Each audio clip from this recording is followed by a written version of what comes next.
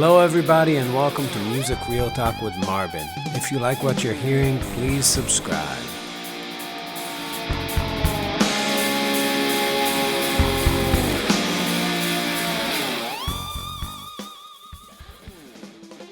All right, episode 10. We made it this far. Are you excited? Is it episode 10? It's episode 10. We actually Wow. Yeah, yes. It's amazing. We were at one place and now we're in another. So if you count our episodes on all your fingers, you're going to have to use all of them. And your hands at least. Certainly your hands. Well, on your feet, we're called toes. That's actually... Learn English, y'all. That's right. It's not fair for the people who have less digits. They won't even know how many episodes we did if we count them. That's true. Okay, so we were just in Sweetwater. We tried to record a podcast episode at Sweetwater Studios, and I think we say cunt so much, and there was like a whole other room that was with monitors to the studio we were trying to record the podcast, and I kept saying like cunt, shit. Also because everybody, there are a lot of semi-famous people in Sweetwater. It's mostly people that played with famous people. Yeah. Go to Sweetwater. So every visitor would come there and look through the glass to see if they recognized us. And the answer was always no. Yeah, it's like not famous. Keep walking. But yeah, we were at Sweetwater recording videos with Marbin, which was so nice. Oh, it was awesome. So nice to just get together after this shitty ass COVID times where everybody is locked in their houses for some reason and nobody can play music. Theoretically we could play, but not in a venue where we get people to come out. Yeah, but we did 2 days of rehearsing, which was just us playing the old songs. And actually, that was more fun. Yeah, that was really fun. If we didn't have to listen back to what we did, I would walk away with the feeling of a god, like invincible. Yeah. We still got it. That's what it felt like before we heard it. Yeah, but then we heard it and it's like, oh, it's just I guess it's good. I guess it's fine. Yeah, but they liked it and we liked it. So they're going to sell a stream of the music, I guess. I recorded it in the same room as Everett, at the drums. Right. So am I a fool? Am I just so brave? I really just want to do my work and come home peacefully. In one piece. That's right. Peacefully. Yeah, so it's come home in one piece. That's right. That's a different piece. Whole other spelling. Yeah. But yeah. Well, anyways, but in Hebrew, that's all. That's true. I would say. So, but John got a lot better. Point is that I'm so brave. Yeah, you are brave. I'm a hero. He took off his just mask. Doing my job. Yeah. It's like I'm brave. John is not brave. No, not John. You took off your mask. It's like you're a hero. Like no, I'm the opposite. You're like Batman, but you're brave enough to let the world. I barely put it on, so I'm the opposite. Yeah, I'm the opposite of a mask. So you're saying because usually you don't want the world to see you because you don't think I don't think they'll we understand. Yeah. But our engineer Sean our engineer Sean actually is the Goo Goo Dolls front of the house audio guy and production manager for like years and years. I don't think we can we're tell not all the stuff we're he not told us. No, it's confidential, but we did hear some hilarious. Until we're done working with Sean, then we'll tell you guys. Well, we heard some hilarious stories about the Goo Goo Dolls and their genius. But anyways, it was a lot of fun. We all played together. We breathed the same air, spat in each other's mouths, past COVID. It was a good time. So, this leads me, I want to talk a little bit about album making and that whole process and how crazy it is and how each decision you make totally changes what you end up with. You know, it's a weird thing. People that are making albums these days do it in such a profoundly different way than our heroes did, or my heroes did 50, 60, 70, 80, 90 years ago. which until I guess the Beatles really, or that whole area, until people could like multi-track and punch in and do all that stuff, it was really about capturing a moment. Well, even with the Beatles, they had to download, wasn't like 8 tracks at a time? Yeah, they or had 4 eight, tracks at a but so time? you could like take tapes and record, like let's say record the bass and drums and guitar separately, and then you would mix those down to one tape. Yeah, it's not like you did every instrument like now, but you can go back and... It's mess so with it. weird. I feel like what's happening now, especially with not so much with the process of recording, but more with the process of editing. It's almost like a genie is out of the bottle. You weren't supposed to fuck with time in this way, and the moment you do, people stop caring about it. In the same way that they did. Like records used to be proof of the fact of your playing, right? So it's like if you were Charlie Parker, there was no way to manipulate it. I don't even know if it's the editing and as much as when hip-hop started, because in hip-hop everything is programmed in, Yeah. and it's just the time is so perfect. And I think people are used to listening to music like that now. But that's just saying that like And then in metal, they do the same thing, right? Metal is extreme because they don't even use the acoustic. yeah. drums. I mean, I think they metal just, is really a style of music. It's actually worth talking about, where seeing boring. seeing metal drumming in front of you, not through the PA, doesn't sound like metal drumming. Like acoustically, hearing a metal drummer where you really hear the skin, especially like the non-gated sounds. People who aren't musicians don't. When I say like, when you hear like the actual drum, there's an attack, which is like the quick pink that comes out of the drum, but then there's also a moment of resonance, boom, like almost like a bass note that expands. And really, it's really clicky when you hear a metal drum set through the PA. Let me show them.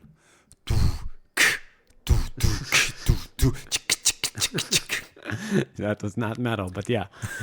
No, but it was like bass, snare, Yeah, bass, I snare, understand your arsenal. scratching. But in general, when you hear a metal band acoustically just rehearsing, it sounds like nothing. You need that sound guy with the band as a band member. I don't know if I agree completely with you, just because we had a metal drummer, and it definitely sounded like metal to me. Yeah, to you, but But not to metal people. No, to metal people, like the sound is off, right? It doesn't sound.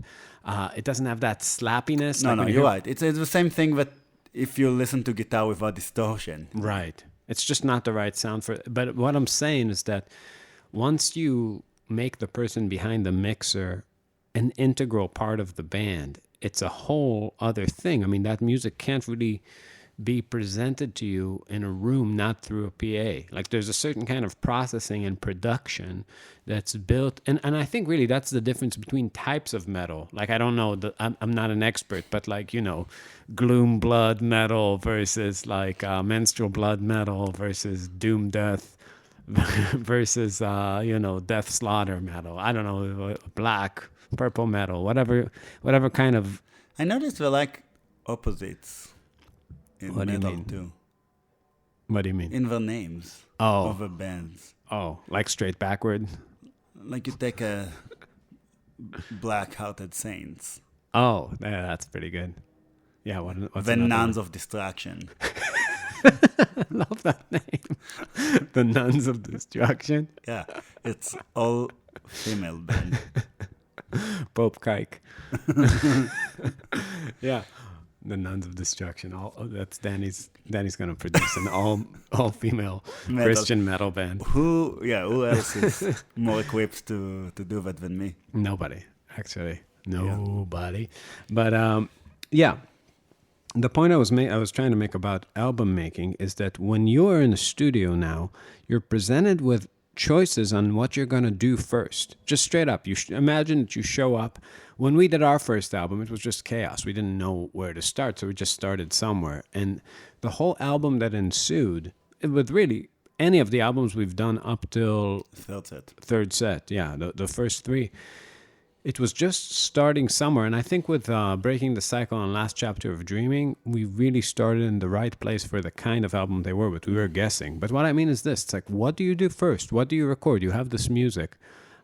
We didn't have the band or the facility to actually do it live together. So we had to do it part by part. Breaking the Cycle is very unique. I would do another album like that before doing another Last Chapter. Like just doing a lot of stuff. We talked about it before, the stuff with a lot of guitars and saxophones. Well, Breaking the Cycle, the thing to understand about it, our second album, is that we went into the studio with the intention of making a duo album. It was basically an almost finished duo album. Yeah, we thought that Paul Werdico is going to play one song. So it was basically tracked just with tons of guitars playing back, kind of like the first album, and a lot of horn parts. Better, but yeah. Much better, but yeah.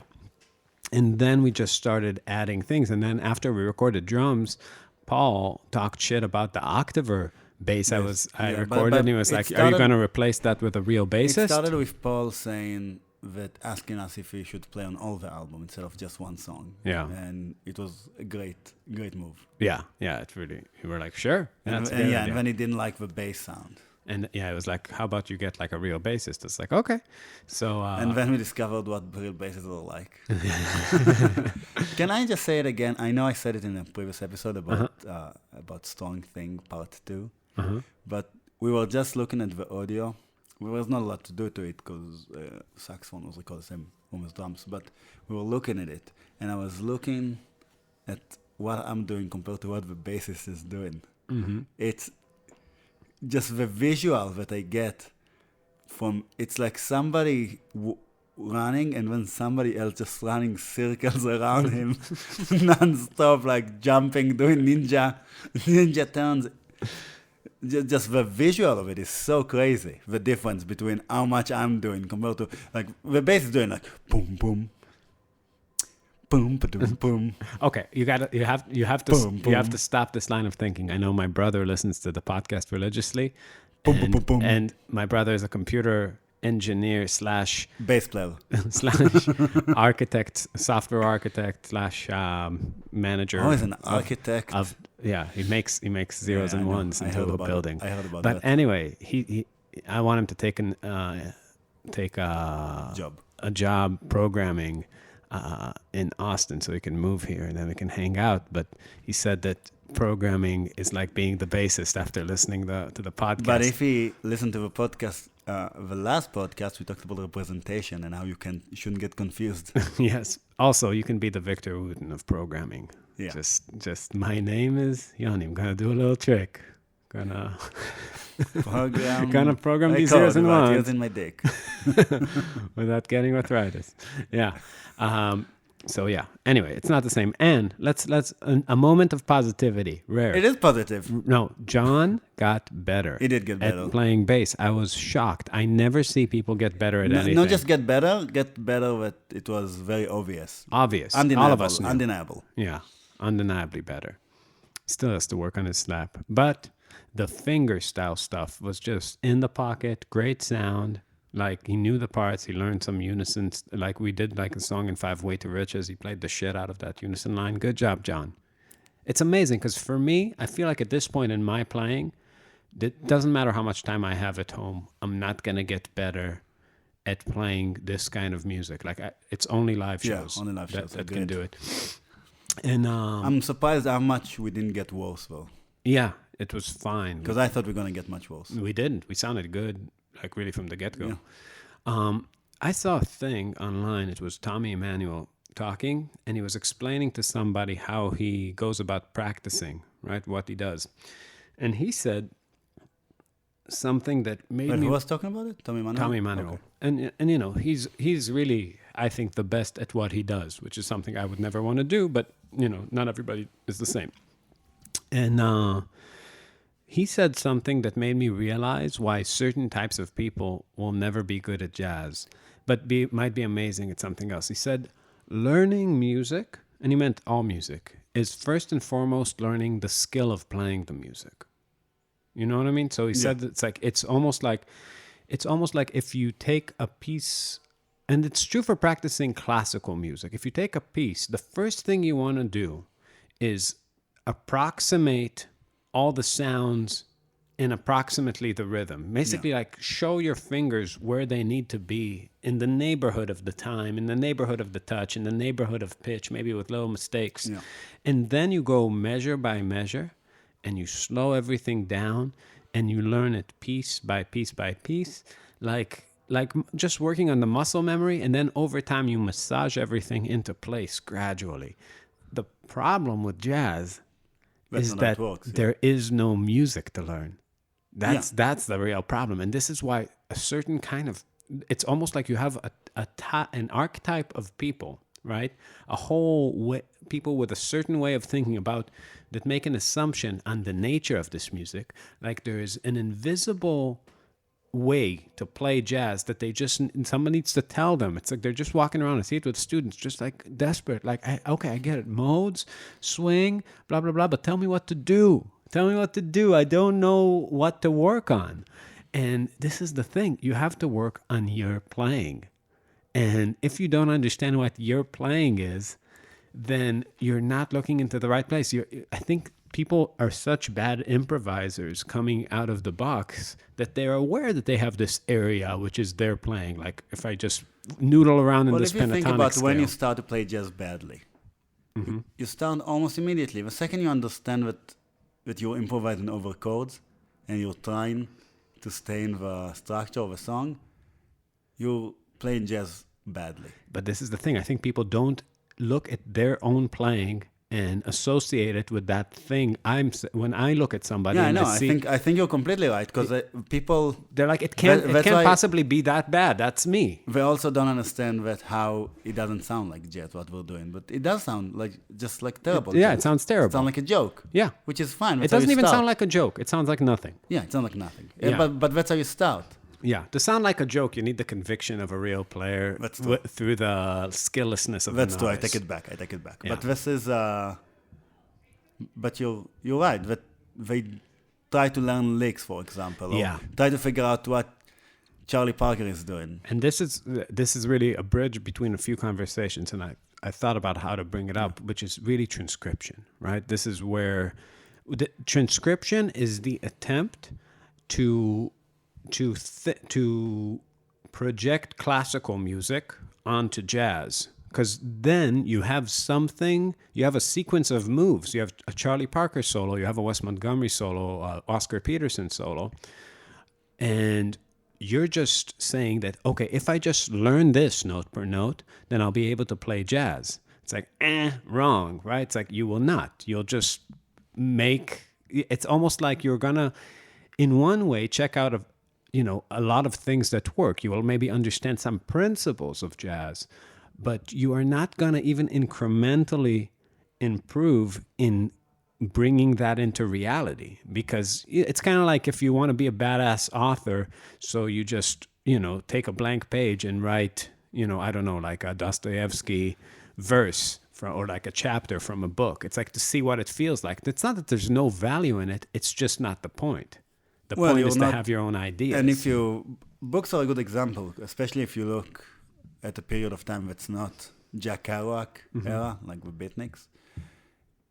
Because even if you write all the words in the same order, in the same way, on the same typewriter, it's still not how it came to be. No.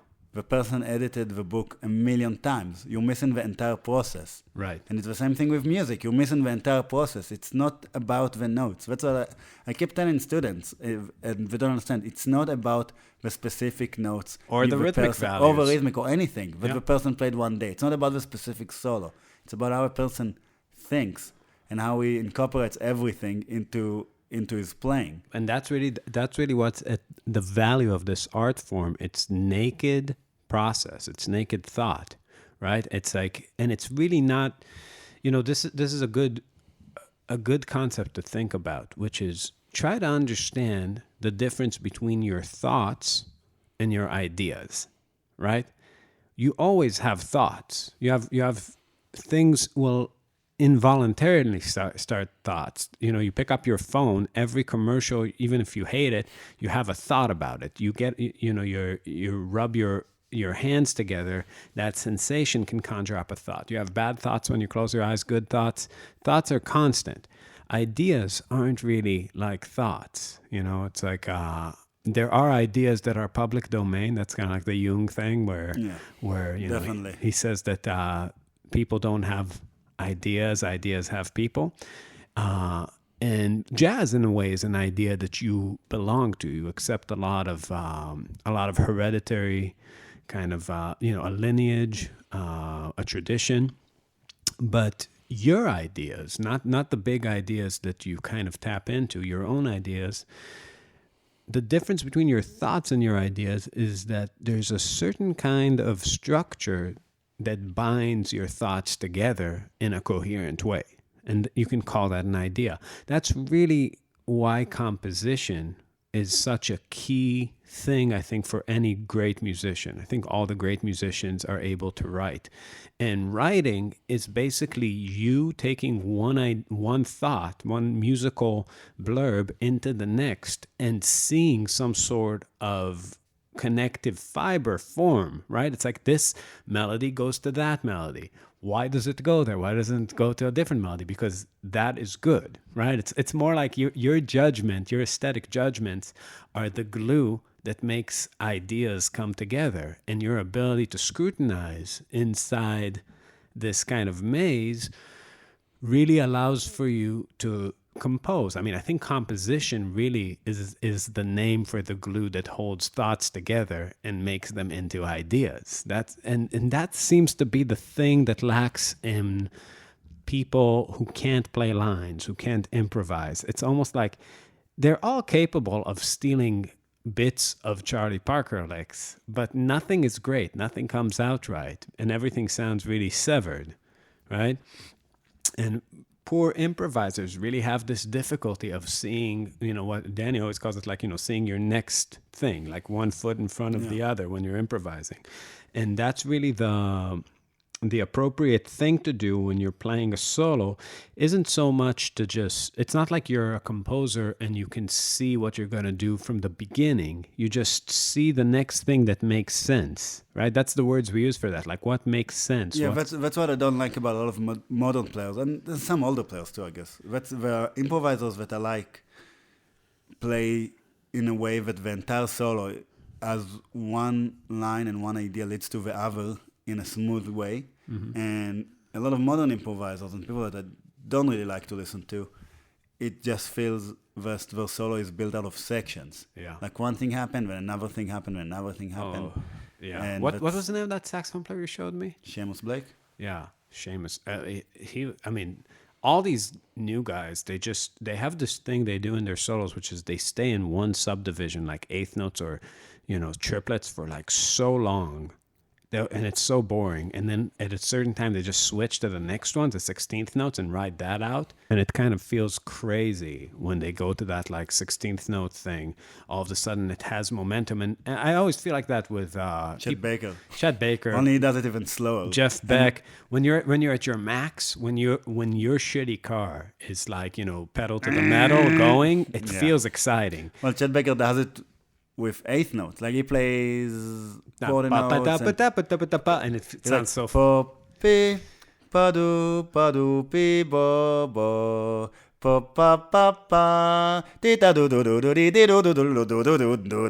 that sounds like, oh my god, yeah, he's a genius. How did he do that? Yeah, it's so weird. I have to learn that line. Then you learn it. Yeah. It is fucking weird. But we were listening to fucking Keith Jarrett on NPR, like that interview. Dani made me listen to it.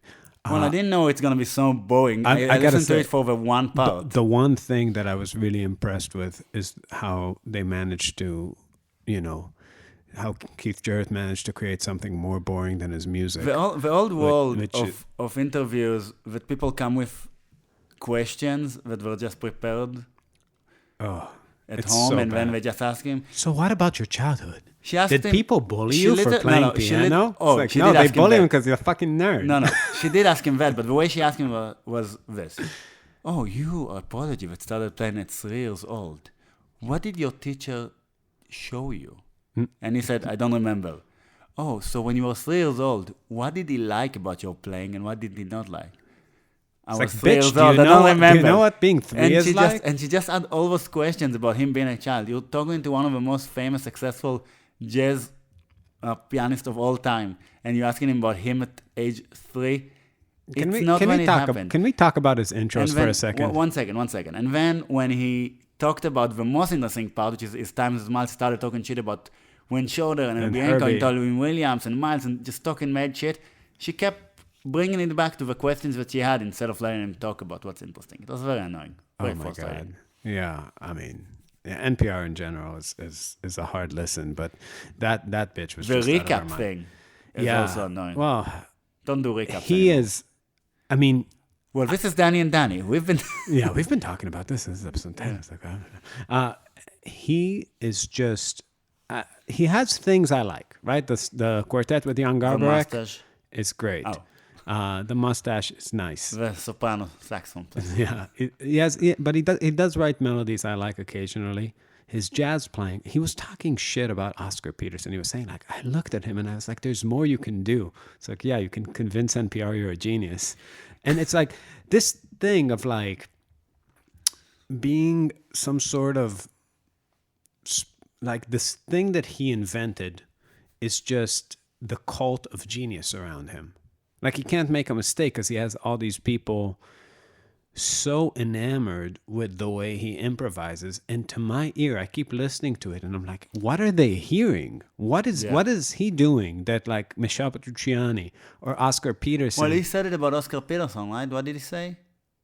That it was all great, but like you can do. Oh, you can do more. You can That's do what I say. more. You can do so much more. You can do so much more on the piano. It's like, well, what are you doing? Like what he is doing is really, I would call it third stream, right? He's channeling this bridge between classical music, jazz, and being and really the cult of genius. It's just something about it's people just, that play fast and technically very well, like Oscar Peterson. I think it's hard for people to disconnect in their mind the fact that this guy is so technical. They keep noticing that he's the technical. technique. And with people like Kid Jarrett, they can make up a story about a stream of consciousness going through his heart and mind and spirit through the fingers. I don't like the pretense of depth. That's the thing. The pretense of depth that is not hip to not acknowledge. Because a lot of times I hear those intros and he's just like coming up with like a chord to a chord to a chord. And it's like, yeah, it's like there's, but I don't know, nothing special. That's really what I think. It's like, I don't feel any, I look around and people are like, oh, wow, how did he think of that? It's like, yeah, he just like played fucking minor chord. So that's how I thought about that. And like a lot of these intros are really cheesy. It sounds like intro music from like Family Matters. Yeah, That's but a lot of the vibe. when you play fast stuff, it just doesn't have that effect. I know. It can't have that effect. It's too worked out. It's obviously that this person spent a lot of hours working the thing out. It's Precious Boys again. It's Precious Boys. It's No, Precious Boy I energy. obviously agree with you. It's just, he's really the archetype of the Precious Boy in jazz. He's the first one, that to play a solo concert and have people kind of nerd out on him. I see there's modern Precious Boys. I'm so eccentric. Yeah. He makes this noise while playing piano, if you're not familiar with him. So. Yeah. Unforgivable noises. And emotes. He emotes the thing. I feel like he's really the father of that, of all those people, like in jazz, like, or not in jazz. It's an eccentric genius. Eccentric genius types. It's so weird. That marketing, how come they don't do that kind of angle of marketing for black people? Black people always are given the marketing angle of authentic, not of eccentric genius, It's like, it's more like the heart of jazz. That's how they always present it. It's just I'm trying to think bunch about, of fucking racists. And then I don't know, what about, no, they don't go that way. That's a different thing. No, Yeah. they're shikis and everything. It's like some bridge between avant-garde to bring you back to something primal and space at the same time. But this thing of Mozart plus this, they're just so binary in their thinking. It's all about race with these people. It's so weird. Well, that's Americans, though. I know they're obsessed with it. Yeah. In any case, let's get back to the subject. Well, before we... No, I'm not going to go there. Thinking about precious boys. There's another one I want to sacrifice at the altar of preciousness. No, it's enough of it. Okay, enough of that. But let's talk about transcription. So back in the day, Dani wrote a really interesting article for Sax on the Web. No, I just wrote it for us. It was before Sax on the Web, okay. I think even. Occasionally, Dani writes articles, and he wrote one about... Usually for Sax on the Web. It was a little clickbaity. It was why you should clickbaity. stop transcribing... Unless you like wasting your time. Unless you like wasting... Yeah. Oh, that's the good thing you came back to it. Because my theory about all of it is always the same. Is that things go in the path of least resistance. That's how I look at things. That people do stuff because it's easy. Right. And if it was easier to learn how to play jazz and understanding systems, they would do that. Mm-hmm. But when jazz became a big thing in academia, and we had to teach something. Right. So this is just one of the best thing to teach. Mm-hmm. It's just so easy. It takes tons of time. And at the end, you feel like you've done something. Like we're talking about transcribing. So for people who don't understand that, that's taking a jazz solo that somebody else played. And usually the process goes, you listen to it, you write it down, or you buy a book of somebody else transcribing, and then you learn it on your instrument. And especially if your technique is not great, it takes a long time. Right. So you can definitely do one a semester. Right. For most players, most jazz institutions demand that you at least do one a semester. That's kind of like your big project for the semester, like learn Chasing the Train by Coltrane or something like that. That's super time consuming, especially if you don't have chops. Now, people don't understand. For Dani to learn Charlie Parker solo, it's a matter of hours, not days before he gets it, because all the moves are familiar. He understands what's happening. He understands what's happening on the chord. And he's heard these solos before, right? So even if you had to give him that as a project, it's not something that would take him very long. But the problem is, what do you do with it after? You know what I mean? It's almost like assuming that there's a certain staticness to music that's similar to painting, where you have a blank canvas and you can recreate the same picture again and again and again, but you're playing with other people and not the same people and not the same instruments and not the same room. So not the same tempo and not the same anything. The backgrounds keep changing subtly, and it makes a huge difference. It changes your reactions to things. You wouldn't make the same choices. But if you try to think why there is such pushback on this idea that it's kind of a waste of time, because I think it's pretty obvious why it's a waste of time. Nobody that we did it because the technology wasn't there. You couldn't just do it.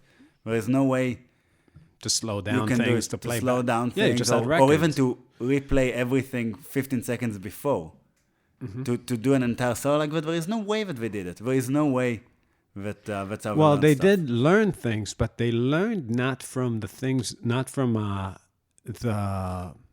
digital account of the MP3 being played 1,000 times. They learn from their impressions the radio, for example. of things. So you try to do it while listening. Yeah, they would really focus on something. I think that's really the key. You knew that it was a passing moment. Maybe you could hear it 5-6 times, but you really went with your impression of, and you took something deep away, which is how it actually made you feel, right? I saw a Tarantino interview that he talked about how he started writing and how he started writing dialogue, and he said something interesting, but it's kind of the same, that he was an actor originally when he came to Hollywood.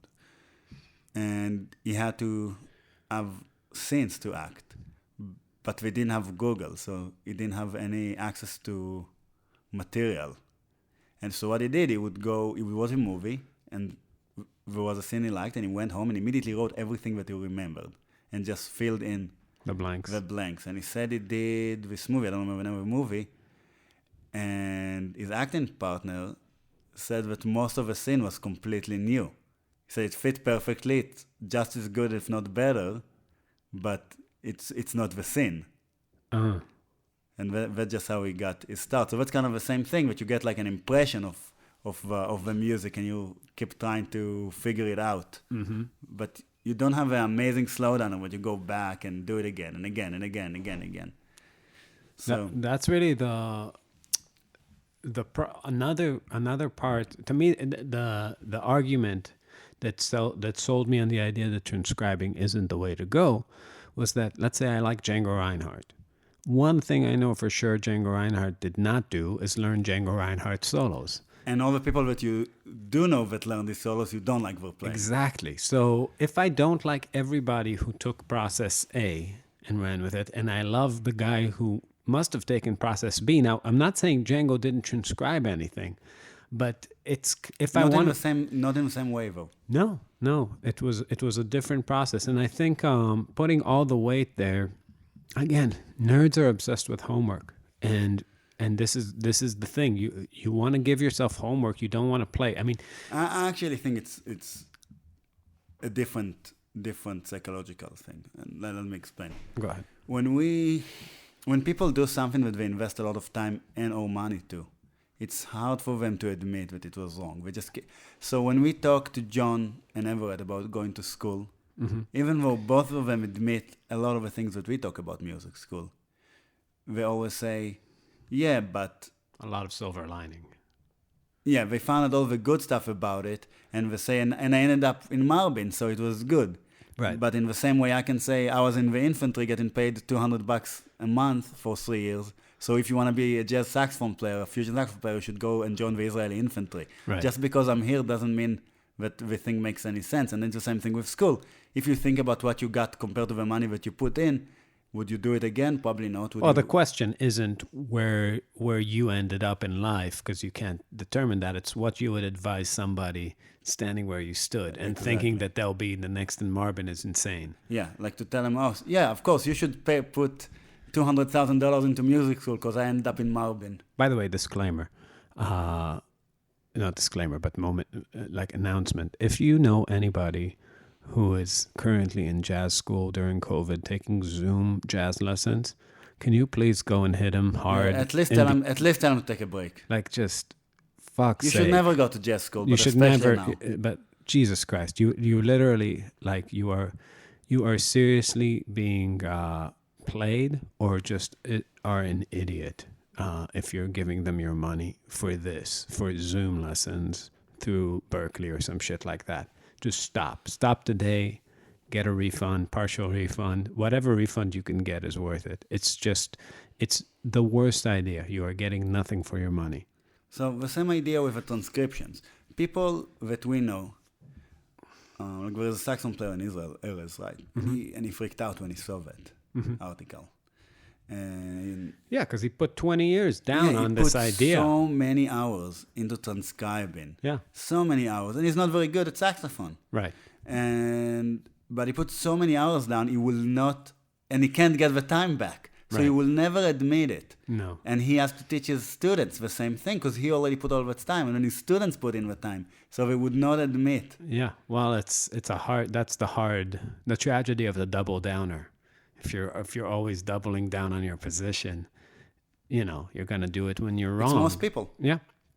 Yeah. Sometimes it's okay to change course. I mean, I remember, like, for me with picking, it was always like that. I would get to a place where my right hand no longer served me for what I wanted to do. And I had to, take all these steps back to just unlearn these things or transcribe. I mean, I've transcribed deep in the past a little bit, but, Yeah, same. it was just clear to me.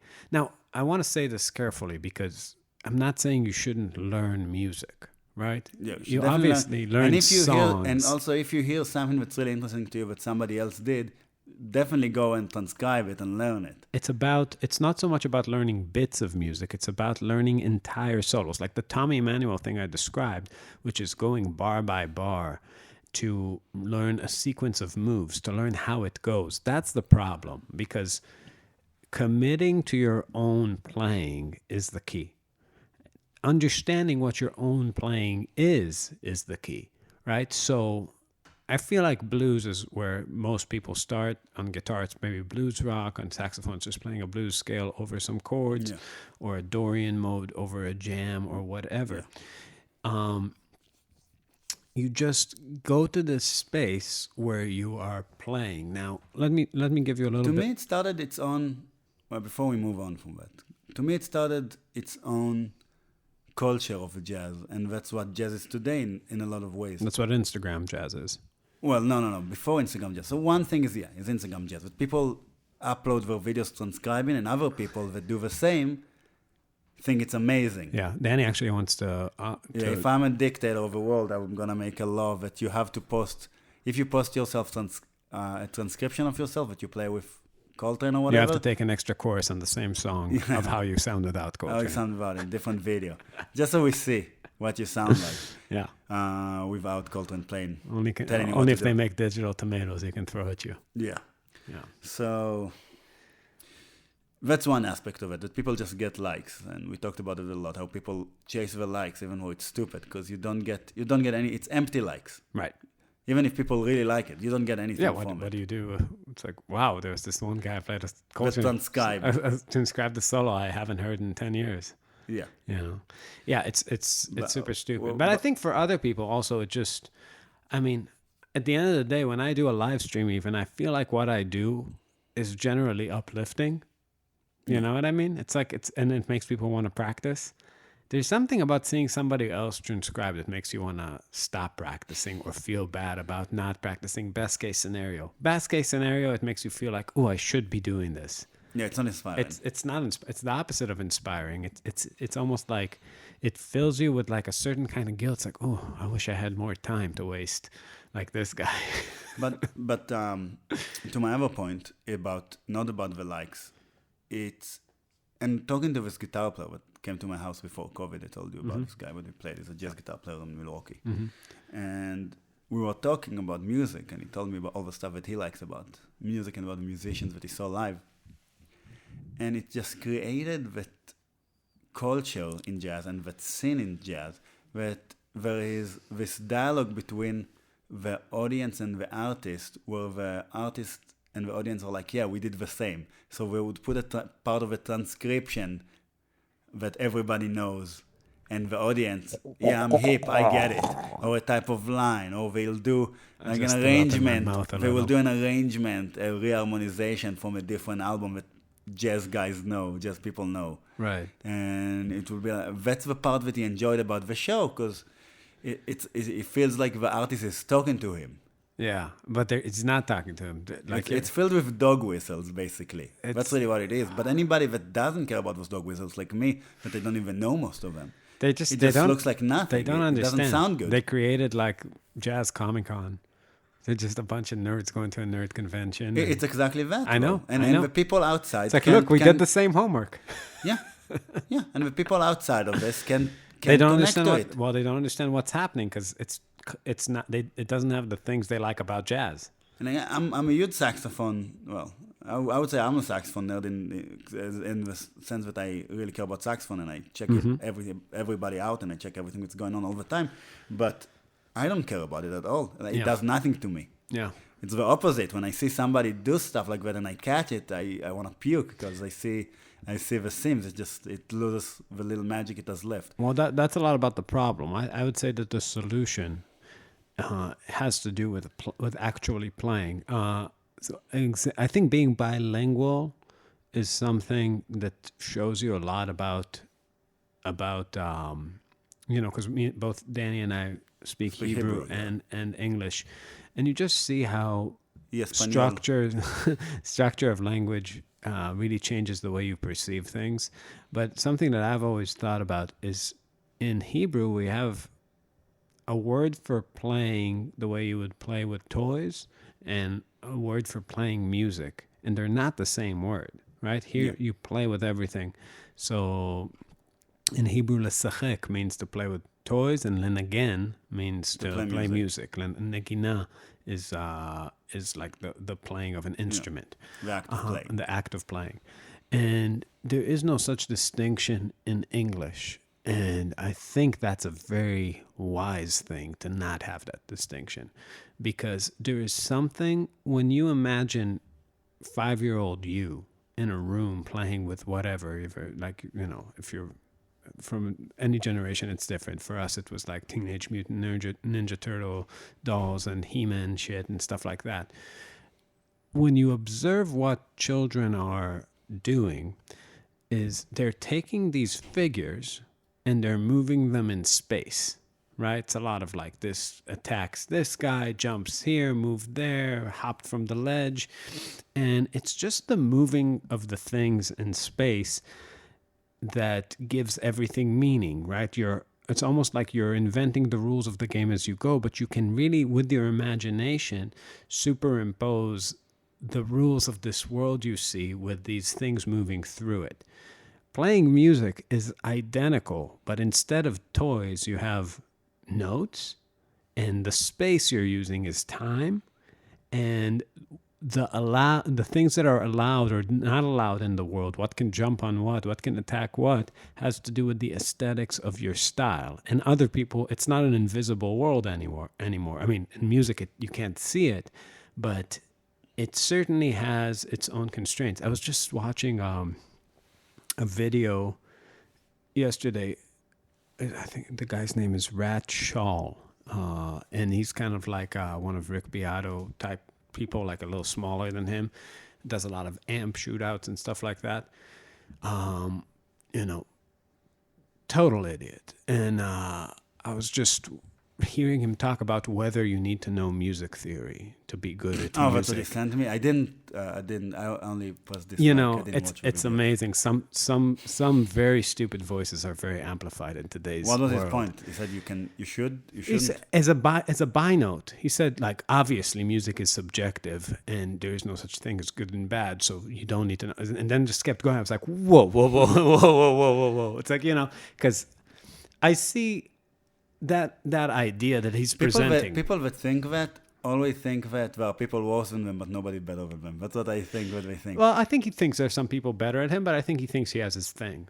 That's what I mean. I mean that I'm in the pool of great professional musicians. Yeah. But there are people that just started. Yeah. First day bass player. Well, bass maybe is not the greatest example. First day guitar player, and everybody. I don't think you can get one person in the world, maybe one, to say that one person is as good as you or better than you. Somebody that just touched the guitar for the first time, a kid. So it's obviously there is something objective about it if everybody sees it the same. I mean, to me, it was just offensive to reduce maybe the biggest argument in art to, first, it's like, obviously this is true. Art is subjective. Let's keep going with my point. I was arguing with this PhD guy, and I told him that music is objective, and good solos are objective, and he obviously doesn't know because he doesn't know anything. Right. He has a PhD on something that has nothing to do with it, and the example I gave him was that it's the same thing as you shall not murder, you shall not kill. There are different definitions. You can kill in self-defense. Right. In some, in Norwegian culture, maybe you could kill your enemies. It was appropriate if somebody stepped on you or didn't treat you with the proper honor. Right. You can kill them. But as a general rule, every culture in the world understood that you can't just go around killing other people in your own group. Right. That this is not a good solution. Right. And with all the caveats that we have. So I said, yeah, it's true that it's subjective because moral is not objective. It differs between culture to culture. But it's also everybody got to the same conclusion. So maybe there is something objective about it. Well, I mean, objectively, nobody's buying this guy's albums. You know what I mean? He's just like a YouTuber that like collects likes by the bucket load, and now is doing well because he does fancy video editing. But it's a very addictive idea. It is a very addictive idea because it makes it unnecessary for you to improve. Get better, yeah. It's because you are always producing art. You're just, any sound you make is a good, if there is no good and bad, and if it's all subjective, all you need to find is like minded people. That's the idea. And I think that's really the thing. The idea that they're trying to push is that the market is huge.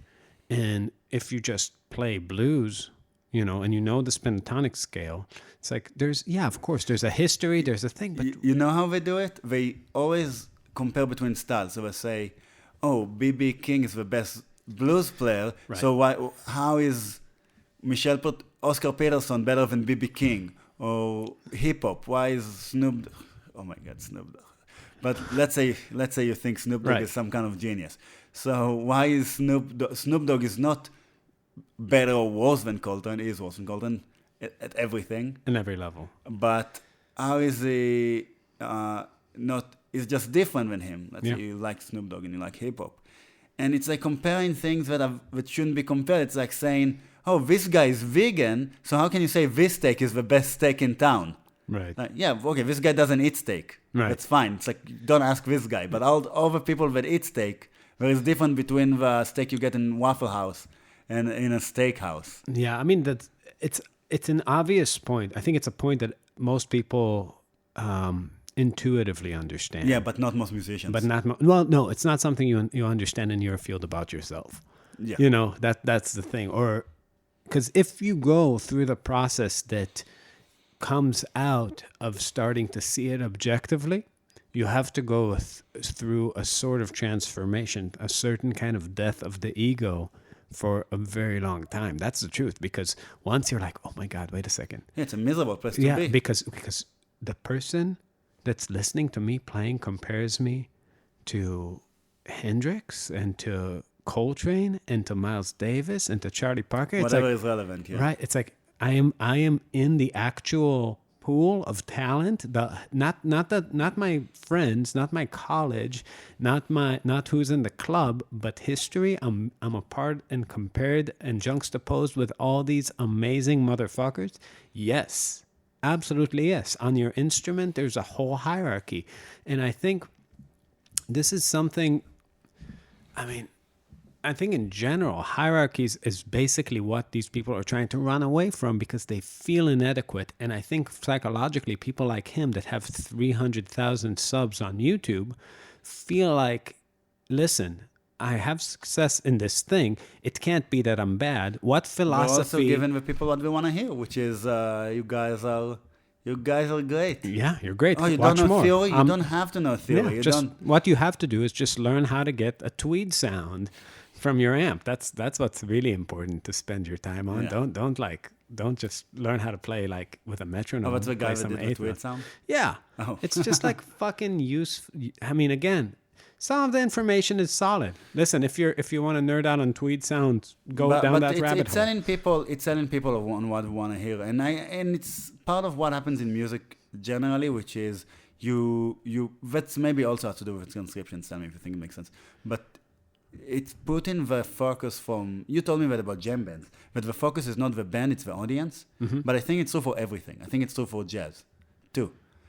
Because you listening to Coltrane is not something that somebody would watch. But Mm-hmm. you playing along with Coltrane, you're making Coltrane about you. Yes. It's not about you, motherfucker. Right. And it's the same... It's just what all those people do. It's the same thing with... We talked about gear.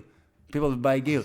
It's not like you're explaining about your amp. You're saying, hey... My amp, I like this amp. It's good. It's very reactive. You're saying everything that's good about that amp, but you know that your amp doesn't make you. Right. So if somebody asks you about sell your amp, you explain them about your gear, why you like it. But it's usually because it lets you do things and it doesn't have too much of, it doesn't narrow you down to one color. Remember when you had this one amp you didn't like, and it's because it's one, sounded, no matter who plays through it. Tiny dynamic range. Yeah. Yeah. So you explain that stuff, but that's not how they sell gear. They sell gear as find your own sound. You do you. You're the most important. That's another rabbit hole I kind of want to go down, which is something... Two things made me think about this. First of all, we were in Sweetwater, and that's where gear comes from now. I mean, they have like this gigantic It's campus. It's so crazy. And then like even more gigantic warehouse that's just pumping out gear guitars, amps, pedals to the entire world now. And later on that day, we had an Airbnb and we went to the supermarket and we bought some food. And I was just looking around. And it's something about this idea that they sold you in the Matrix, which is really in very simple stroke, in very broad strokes, it's the idea that you have one world that's very colorless and disgusting, but is very real, visceral.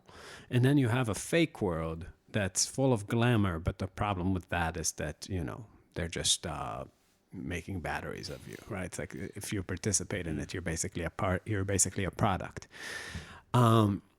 And the thing that really blew my mind first about and the connection between the supermarket and Sweetwater is we were in their, I'm guessing, $4 or $5 million studio. Very expensive gear. Just the amp collections, obviously insane. The gear, everything is super, like top of the line. The mics were so shiny, so I thought, asking if we just throw it to the trash after we use it and bring new mics. Oh, that U87. It's losing its shine. It's like, okay, Bob. Yeah, new one. But even that, what I realized is that a lot of the albums that I like from the 70s, and the 60s and the 50s are mics that barely exist anymore through machines, tape machines that don't exist, through the hands of people that don't exist. That's really the big difference, because some places you can still find tape and stuff, but you can't find the people that know how to work it in the same way. Yeah, but this is the illusion of a great studio, of an expensive studio, is that it's full with a variety of ways of getting the recording done. Like you have access to like all of history, but all that's an illusion. It's just plugins that sound like the things you used to have. And you really can only make... I actually think that's going to go too very soon. I think that in 20 years, that's my guess, 20 years, you're not going to have any good sound engineers. Right. Because nobody makes good albums. Nobody put money into it. Everybody's trying to do it alone and to do it really cheaply. It's like, how would you get the experience that you need? But, what the rabbit hole I started going down is that you can't make all of those, that old ways of making it, even if you want to go back to 90s technology, if you like the way of 90s album sounded, you can't get a studio that has Pro Tools 1 and the boards from 20 years ago, the already digital ones, you might be able to, but it's almost like you have to go forward with whatever's presented. But then we were in the supermarket, we were going through the meat aisle, and there's kind of three grades of packaging. There's the one like when you're buying a steak, there's the one that's in the red styrofoam. That's kind of like the cheapest one, but cost effective. Then there's like, I don't know, a blue styrofoam one with a nice logo it's a little more expensive. But then there's the organic one. It has like a picture of a farm. But there are three real cows. You know what I mean? And there isn't every variety of cow and every level of health and every level of treatment. There's just the three that they butchered. It's basically, I think, what they feed them, and if they have 10 feet to move. Sure, when you're choosing between like a syphilis cow, an AIDS cow, and a diabetic cow, and you want to eat the diabetic one, it's it's AIDS, syphilis, and and AIDS syphilis. And AIDS, yeah, AIDS syphilis diabetic, AIDS syphilis or AIDS. Yeah, but that's what I'm saying. The strange thing about the world of marketing, and we always criticize the people in marketing for just being shitty at their job, for having very low quality of material, like that. You're the king of... Yeah, but the Big Bang Theory is such a stupid, unfunny show, and we couldn't even get a job there. Yeah. So we had to make progressive insurance. The marketing people just watch the Big Bang Theory every night. It's so funny. Yeah, we're like, how do they come up with these jokes? Yeah. It's like AIG. No, flow. It sounds like a gecko. What if this lady, she's riding a motorcycle and she's taking the helmet off, and it's a lady, and then a guy comes in on a Vespa.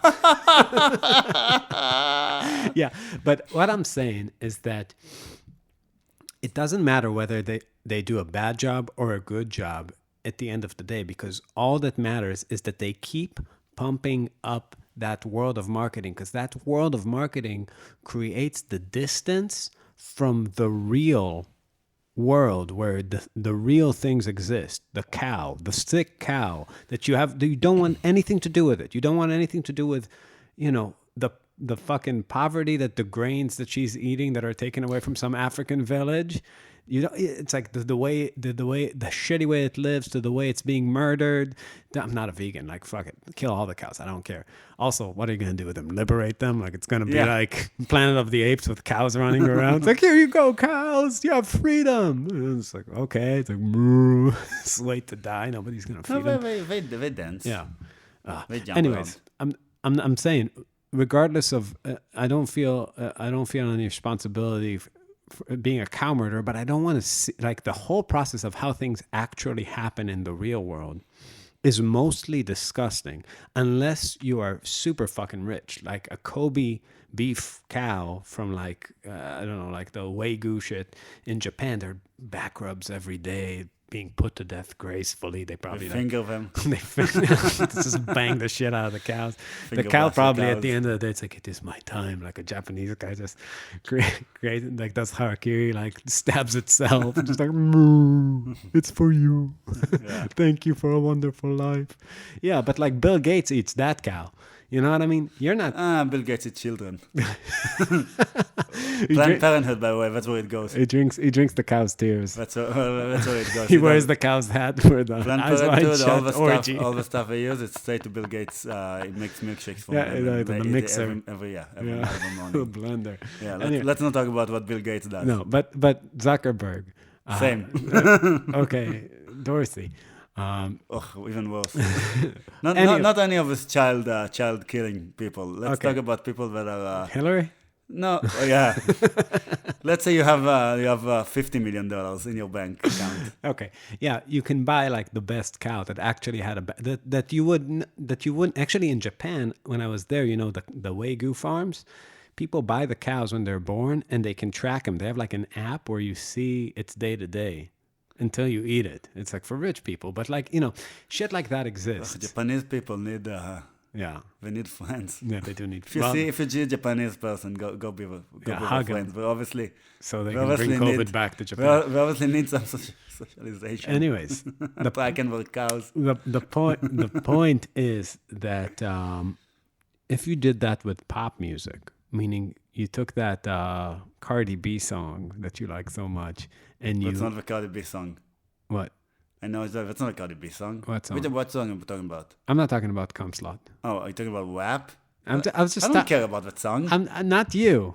But everybody else cares about. Yeah, I don't give a shit. Yeah. So anyways, you take a Cardi B song and you trace it back, like in production, from product to go all the way back to the shitty, to the gross vibe in the studio that it probably was made of, to the gross people that wrote it, like in a team of like 7 of them, like, 17. like, yeah, and then like to the way it was tracked and the amount of fucking shit in production. All of it is boring. All of it is horrible process. We're gonna get to disagree because I'm thinking that you remember how the guy we read this interview with the Berkeley? guy that did the Berkeley guy that did the songs from Bruno Mars. Yeah. And they talk about Gonna jump on a grenade for you. Because it's like I really love her, so it's like we should like good song, right? Yeah. So I think they at a meeting and like, Cardi, what do you feel? My pussy wet.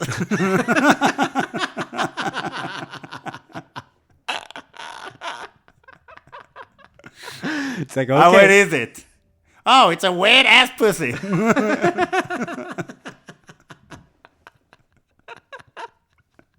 And then we wrote the song about everything that we wrote about. Yeah. Which is pretty interesting. Yeah. Well, that's actually a great process if that's how it happened. But I'm saying, if you would, for the moment, let's not take that genius as our example. But who's somebody you hate? I don't hate pop people. It's a problem. Who's somebody you don't respect very much as an artist? I don't know. I just don't know any pop song. What's the name of the guy? Like Miley Cyrus. Oh yeah, she's unbearable. Yeah. So if you trace the process back to her, like being all empowered in the studio. and having like her friends around, and now she's sober, so she's not even fun, and talks about being sober.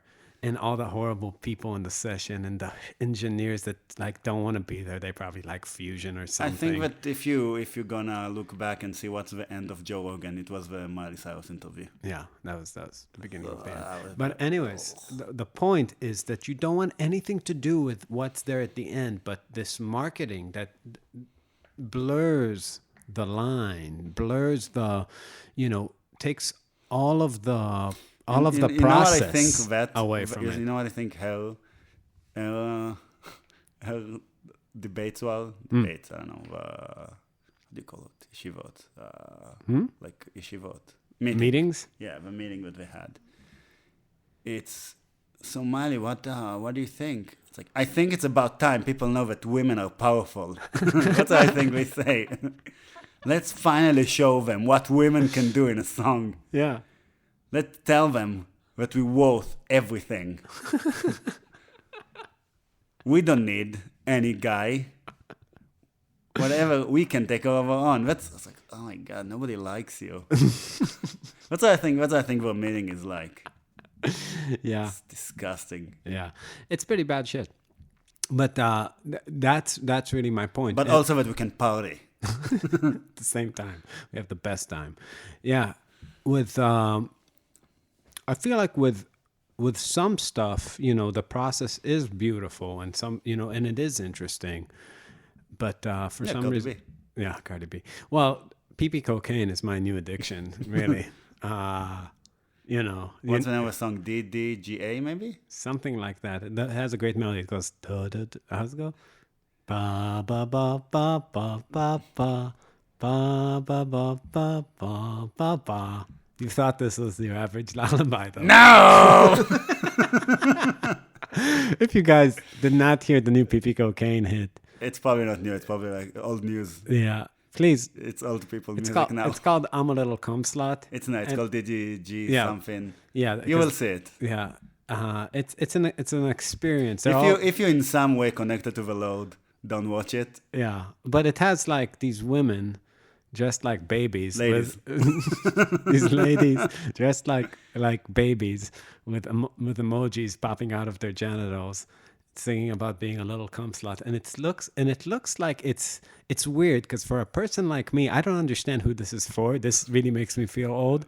But The South Park joke, it does sound like shit. yeah, just it's like, but it sounds like shit. But it's not just sounds. The way it sounds and looks, there is no connection to it on any level. I just don't understand it. So when you first start, you may think it's your average lullaby. No! Please, Dani's impersonation of ppcocaine is so spot on. You should just listen to it for that. But anyways, I'm a big. It really confused me because it seemed like the age it's targeted to is off. Like it feels like it's for 12-year-old boys. Minus 40. But minus 40-ish. I think it's really for 6-year-olds who somehow have access to pornography. That's the vibe because it's so childish and so sexual at the same time that there's no age in a man's life, in a man of my generation's life where that would be relevant. It's probably not making money. Probably George Soros is funding it. if I have to guess now. So George Soros starts the day making ppcocaine videos, then sends Planned Parenthood fetuses to Bill Gates' blender. That's basically the theory. That's my theory now. You want to normalize pedophilia and childing. Yeah. Then it goes to Joe Rogan. He takes the placenta and injects it in his eyeball. Yeah. To get out. Because he wants to live forever. I like it. It's a great. Who knows? Anyway, we're looking for sponsors. Yeah, when I talked to the other, they were like, "Oh, I'm gonna check out some of your podcasts," and I haven't heard back. Yeah. Yeah, it's pretty fun. I didn't think about that they would wanna hear it. That might be a problem for us getting sponsorship. It might be an issue. Yeah. Especially because we talk about the other artists, I'm guessing. Who are the other artists? I don't know, to like be out of a sponsorship. I mean, I wouldn't give him one. I would give him all of them. He's such a cunt.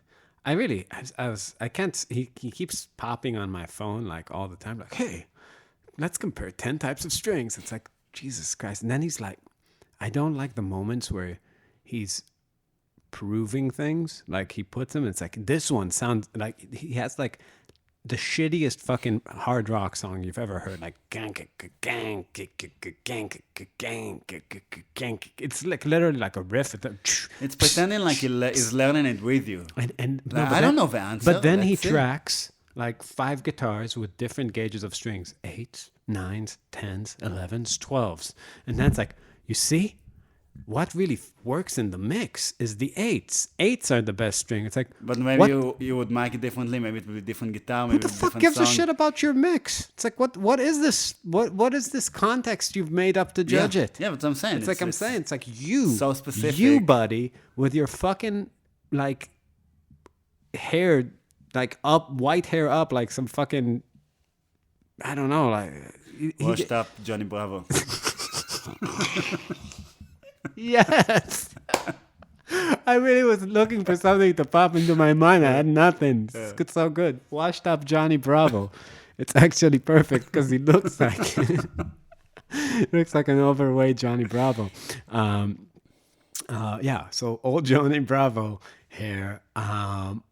You know, you've created this context that's supposed to be a simulation of something you can judge music on, but you haven't gotten a good guitar sound, not in the sense you've approximated a lot of them. It sounds like a good guitarist, but it was never the real thing. The real thing sells albums, the real thing has fans, the real thing generates feeling and mood.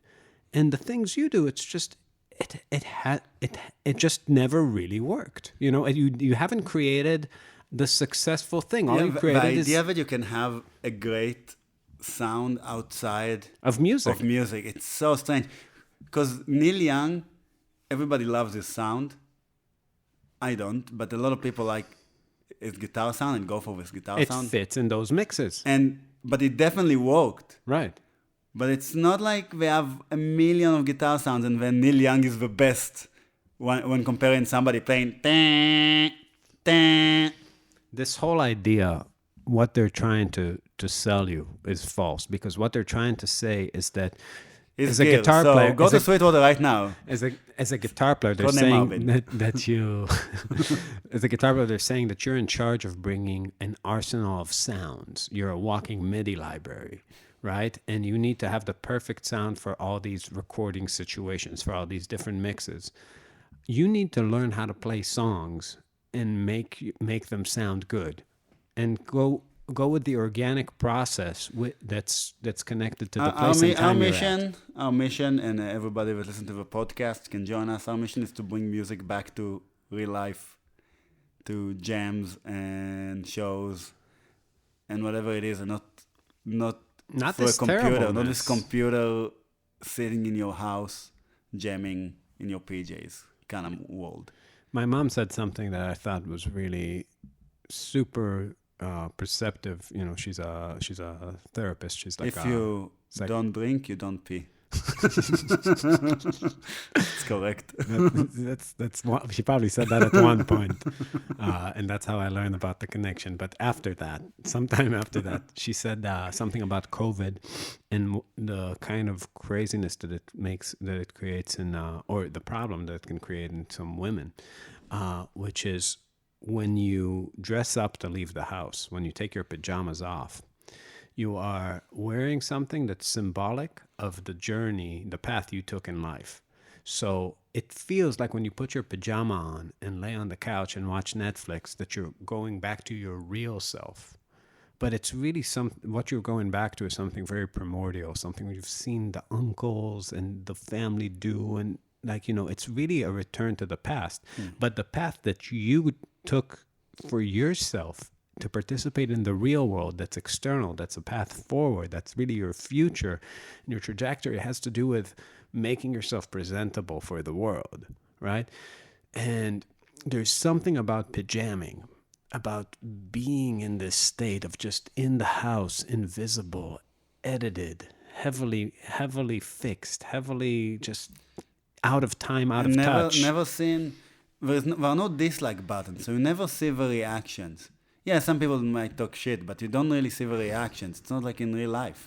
So you just see, likes. Yay, yay, likes. good. Yay. More My subs. friends write comments. They not listen to it. It's just, you will disappear People the moment. don't listen to it. Listen, the moment, YouTube is here for a while. The moment it's gone, they're gone with it.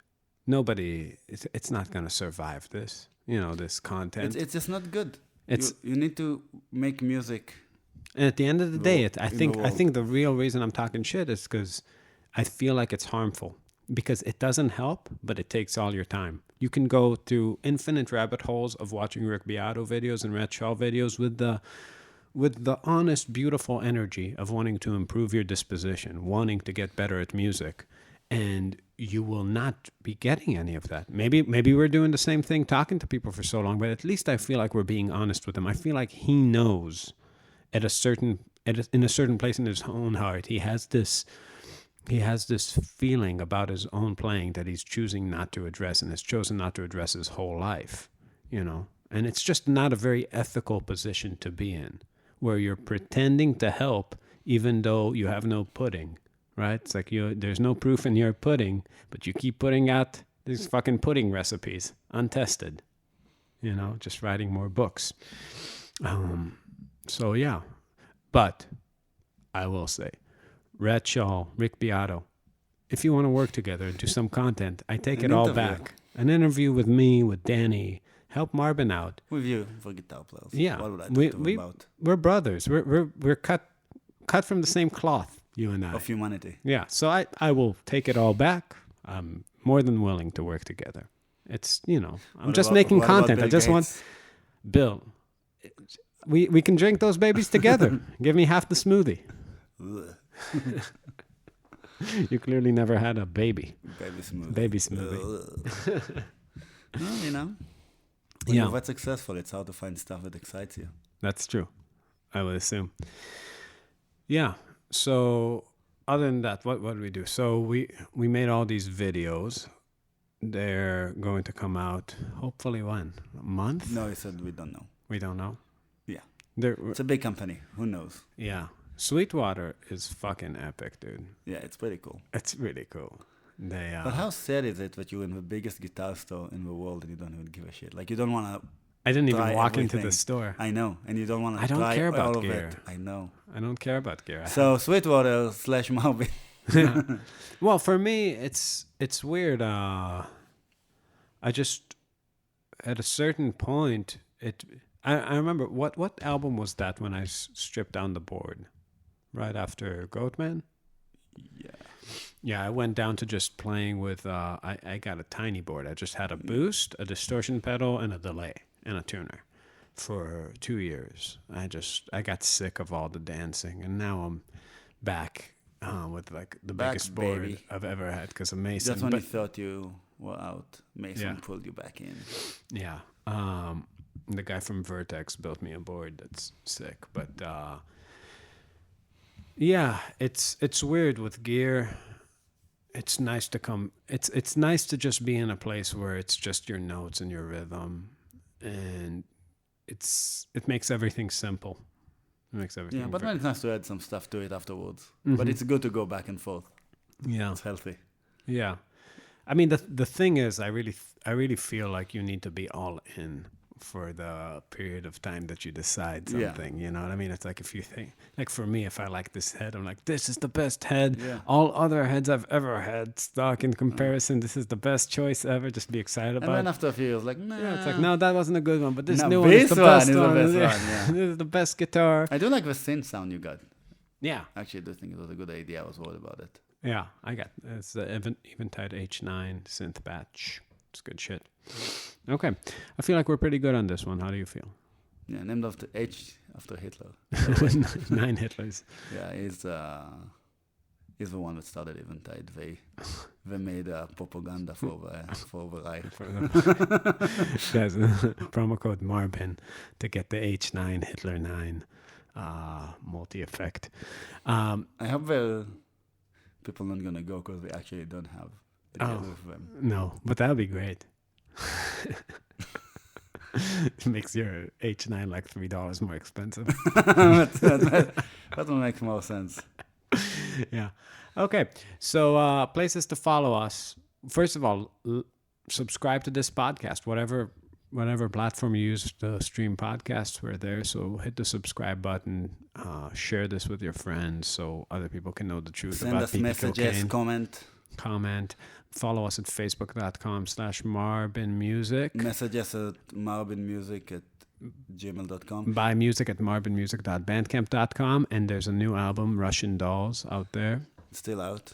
Yeah. Still have digital copies available. Still we have a few. And we'll talk to you guys soon. Thank you for listening.